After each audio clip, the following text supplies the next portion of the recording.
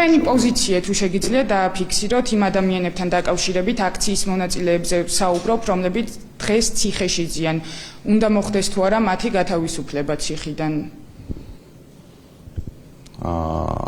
ნოემბრის აქციებზე დაკავებულებზე ვსაუბრობ ამ შემთხვევაში გასულ წელს. ჩემი პოზიცია ყოველთვის გამოიხატება იმ სამართლებრივ დოკუმენტებში, რასაც წარმოადგენს სასამართლოში. სწორედ ჩემს მიერ წარდგენილი დოკუმენტები მათ შორის დაედო საფუძვლად 3 ადამიანის განთავისუფლებას.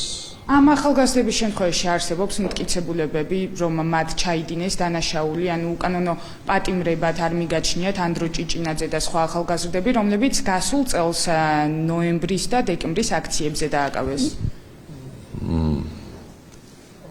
მე პოლიტიკურ შეფასებებს არ ვაკეთებ და რაც შეეხება საქმეებს, დაახლოებით 8 მსჯავრდებულის საქმე შევისწავლეთ. აქედან 3 მსჯავრდებულის შემთხვევაში აღმოვაჩინეთ პროცესუალური დარღვევები, რაზეც მიმართავთ სასამართლოს ისევ სასამართლოს მეგობრის პოზიციით და ამ დარღვევებზე ვისაუბრებთ.